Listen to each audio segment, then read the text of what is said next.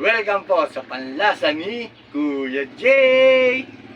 Ngayon po ay magluluto ako ng bagoong ni Kuya Jay. Maraming salamat po sa mga tumangkilik at mga umu-order sa bagoong ni Kuya Jay. Sold out na po, kaya ngayon na naman po magsisimula na naman po ang pagluluto ni Kuya Jay ng bagoong ni Kuya Jay. Ayan po, sariwang-sariwa po ang ating alamang. Purong alamang po yan, wala pong halo yan. Purong alamang. Ito po ngayon mga ingredient ni Kuya Jay sa bagong. Sibuyas, bawang, sili, asukal, saka suka. Siyempre ang sili po, hinay-hinay lang po kasi baka ma-overdose naman sa anghang. Meron katamtaman lang po ngayon ang ating gagawin ng timpla.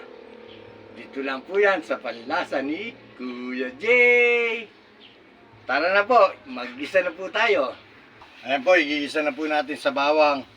Siyempre, palalabasin lang po natin yung aroma ng bawang. Bawang, amoy na po, golden brown na po ang ating bawang. Susunod naman po natin yung sibuyas.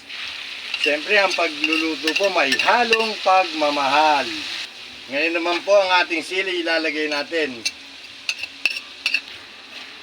Ngayon naman po ilalagay natin ang 10 kilong bagoong.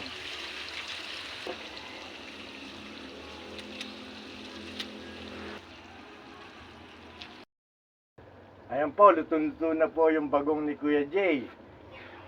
Inin na po yan. Available na po tayo bukas. Order na po tayo.